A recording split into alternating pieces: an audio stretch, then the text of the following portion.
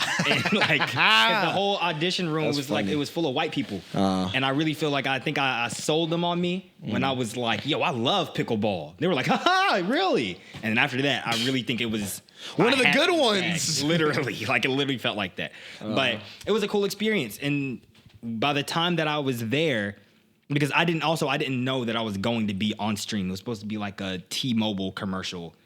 And it just said that we were auditioning to be Kai Cenat look-alike clones or whatever. So, how did you feel about that? Like, not about that, but about him. Like, how is he in person, Kai Cenat? Cool. I mean, I did only see him, admittedly. It wasn't that long. I was on stream for a hot minute. Was that Chris Rock shit? Door opening, door closing, grand opening, grand closing. Yeah. But he was cool. He seemed very about his business as much as you can be. What do you mean by that? I mean, just that he was very focused on about his business, meaning about the stream. That's his business. So I really thought you meant like, I'm on stream. We gotta like be, But I feel like did he seem genuine? He seemed very genuine. Oh, that's amazing. And he felt like he gave us all our time to shine when he could have just been like, oh, y'all are just here for the T-Mobile thing. Give me the phone, okay? But he gave us each a moment to like talk to him, say something, be funny, and he like didn't have to. So that was really cool. And it ended up being everyone had dreads except like one person is the only person they like put in like a wig that looked crazy. No offense. What's his name? It was the one girl. Shout out. She was a girl. I remember her. And I don't remember her name right now. I only remember her because she was the only girl. Yeah, and she's the one that gave him the actual phone I too. I saw. But all those people were really cool because we had regular Kai Cenat. That was me. There's supposed to be like a young Kai Cenat, an old Kai Cenat, a big Kai Cenat. It's because all girl Kai act the same. Yeah. Nonchalant. Yeah, just chilling. You know what I'm saying? Chilling. You got to get dreads, bro. I'm telling you, that'll change your life. I've had a lot of people tell me that. Really? I'm actually serious. But remember, I had the twist for the shoot. For the film we were doing, the short film we were doing, and they didn't look half bad, but they just don't. I mean, you at one point our freshman year, you had the little, but I don't. But I think that looked better because I didn't have the back. You know, I have the full hawk thing going on now. But before I just had like the regular like fade situation. Box. Yeah, so it was easier. Now I feel like I'd look crazy with this part would look crazy braided. You don't think so? I think it would. Yeah, that's what I'm saying. You saw it in the shoot. It was like it was good for the shoot. But like on a day-to-day, just being like, hey, I'm John, what's up, shawty? Like that's looking crazy. So do people still today tell you that you should have locks? All the time. And I'm just like, I don't know if that's a racist thing or if that's like a genuine. I don't think there can be a genuine way to tell a black man with good hair he should get locks, you know? Yo, y'all should put in the comments whether you think he should get locks or not. But no, I mean, it is weird having dreads. I don't know if you've had this happen to you because like you do have like an interesting hairstyle too. But I've definitely had people want to touch my hair before. And that's like... What are you, a black woman in the white workforce? Like, don't touch my... don't do that. The white workforce. Yeah, they better not do that Like, shit. I remember I was at... we have a friend of ours that does stand-up comedy. I was at his open mic, and there was like an older white lady, and she was like... Oh my gosh, I love your hair so much. And she had like a black husband that was also a stand-up comic that was like older. She's like, my husband also has locks. I was like, oh, thank you so much. She was like, yeah, no, the locks are so great. Like, I really love them. They're so great. I was like, yeah, thank you. She was like, oh my gosh, they're so cool. And then she just like touched my hair. That's disgusting. And then she did it. She was like, like she knew she did wrong. Yeah.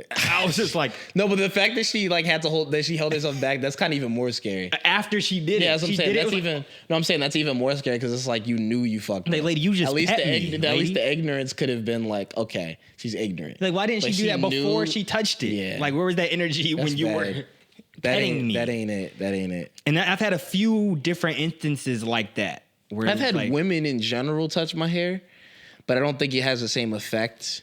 Because mine is normally on some like, oh, your hair's curly. You know, like when I do my hair, they're like, it's so curly. Like it looks different, you know? So when they touch it, I feel like it's less about, it doesn't feel like a black thing. It's not like, you haven't like had an old white lady. Yeah. I'm talking like black people will do it. So it doesn't feel as bad. I feel that. It's because it's like my hair. It's not like braided or anything. You know what I'm saying? I didn't mean that in any way, by the way. That sounded crazy. I didn't think because it's my head. Because it's like my head. Yeah, it sounded so bad. I ain't one of you fake. I'm one of you fake girls. I sound like a light-skinned woman. It's all natural, baby. But that's not what I meant. But y'all think it's just so wins. That ain't me. But yeah, so I don't think it's the same. It doesn't have the same effect on me when they do it. Mm. And because I wash my hair a good amount of time, I feel like you can't because you have locks. I feel like people with locks. How do y'all wash it? Don't y'all put something in it, literally? We put shampoo in it. It's just you're not supposed to just wash it too often. Yeah, like I'm able to wash my hair pretty often. I don't do it too often because you can fuck up your hair like that. But I have to, because I work out a good amount. I have to wash it. Yeah. But yeah, so yeah, Kai's in that. I mean, shit. That's the thing though. Is like it feels like a lot of times you have to play like the black guy. You know what I'm saying? And like it was the same situation with me. Like mine was like when I went to the Trevor Wallace joint, one of my homies actually hit me up because they needed like an extra person, and he was like, "Yo, we need an extra person. We know you funny, bro. Can you just pull up?" I pull up, and I'm like coming up with this little character because it's not like real. It's like a fake thing. It's like a bit basically. But I pull up and I'm like on some like I'm gonna come up with this character. I even was texting you and calling you and so I was like, bro, I'm trying to come up with this character. I gotta figure out a character. And I came up with this character that's like I don't even know if it showed or played. Like freaky? Yeah, he was like a freak nerd kind of, which is not what I am. So I was a nerd. Just okay. Yeah. Sorry, just a freak. Is that what you'd rather be saying? You're right. Nerd it is. Nerd it is. But freak nerd. I go in there, I'm gonna be like, I'm gonna play this character, you know what I'm saying? Turns out, I think they wanted me to be the black man. Like, literally, that was supposed to be, I was the only black person there. I think they wanted me to be the black guy. No shade to them, because they were very cool people, and it was a very good production. But I think that's what, I gave them everything but that. And I did have, like, I will say, with the pickup lines and stuff, I was very, like, normal. Just normal me, because I feel like I'm pretty extroverted, so that wasn't really a problem. But in regards to me being like a character, I could tell when I was doing things that they didn't necessarily, like people didn't necessarily was like, that's not what I think you would be doing. Did you? And I didn't know if that was like a me or a black thing. And I don't think it was a black thing. But I don't know if it was like, I don't think that's you or if that's no, you wouldn't do that. Yeah. It's kind of like when they say, can you up the what is it? The urban? Urban, yeah, let's up the urban. Did you feel pressure to like not even be the black person, but do you feel pressure as the only black person, like, I gotta show up and show out?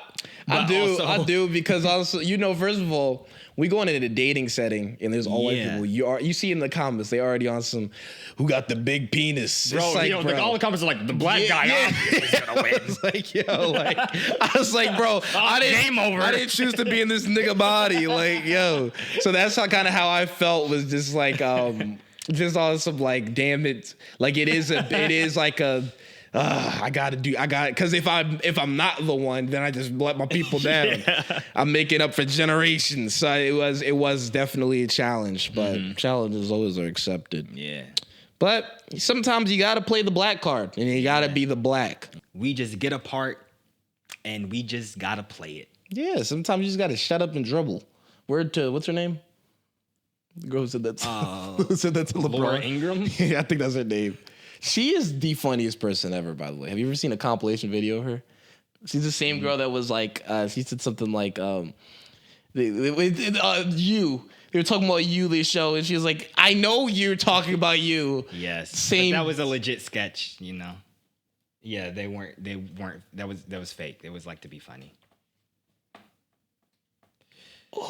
That's them playing the part. Well, I just played the black part.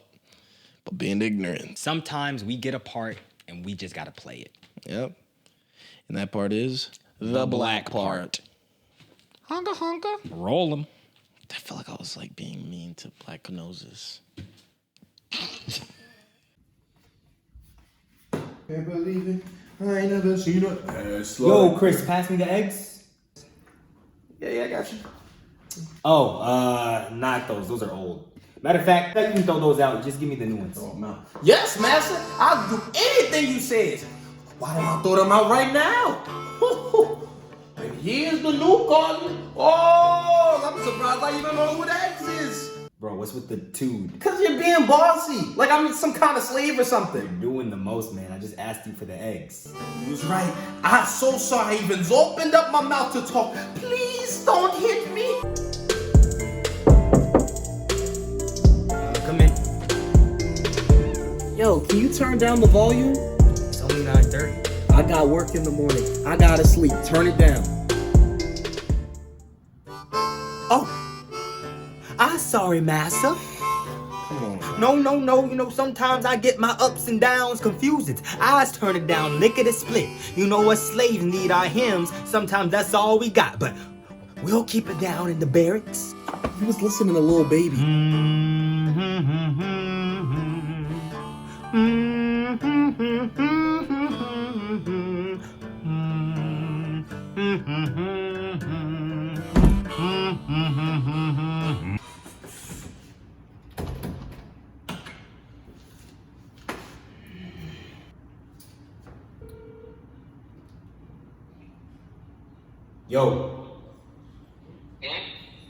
Yo, can you let me in, please? Yo, I said let me in. Oh,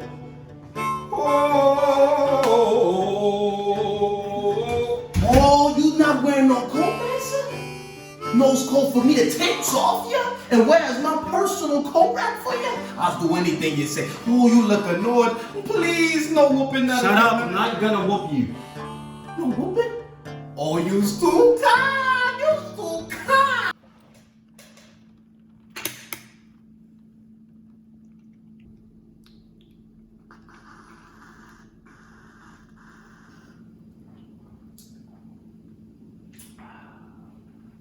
How's your day going?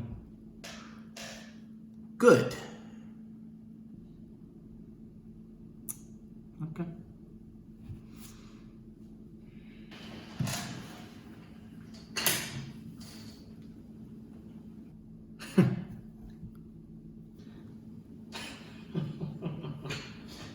Ooh, what's that? What you looking at? Ah, just a meme. It's actually hilarious. Let me see. Let you see. Damn it! Why, you can seize anything you want, massa. You's the big boss. Can't nothing get past you. Don't you worry a hair on your chin.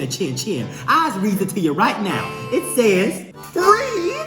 You knows how to read. Lucky you. I never knows how to read. I was too busy in the field. But if you could read to me, I'm all ears. I don't know how to read neither. All I know is how to run away, You get knows how to caught, read. get my Remember you legs taught me how to chopped dance off, too? have the What was that dogs dance you after taught me. me? Thank you very much. Very cute, by the way.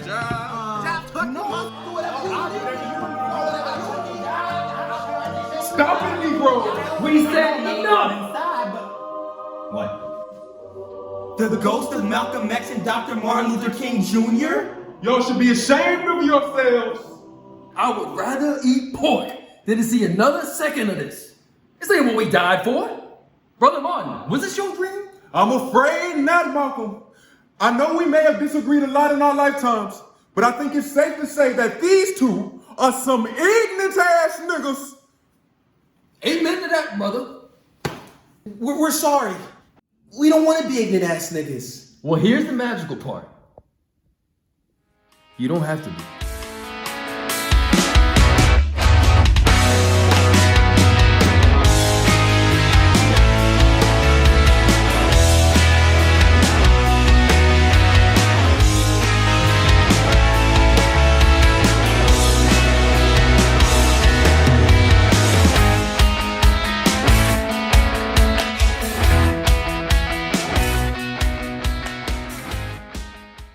Hope you guys enjoyed. Tune in next time with The Cardboard Box Boys. All aboard, Hong Kong, all aboard. Cardboard Box Boys. Cardboard Box Boys, cardboard. Cardboard Box Boys, cardboard. Add something, please, so it's not just me. John got it. John got it. Cardboard. John got it. Get away. Solo. Cardboard Box Boys, Cardboard Box Boys, Dex gay. Cardboard Box Boys, Dex is gay. All right. 1, 2, 3, go. All she needed was some cardboard box boys. All he needed was some cardboard box boys. All they needed was some cardboard box boys. Cardboard box boys. Oh yeah.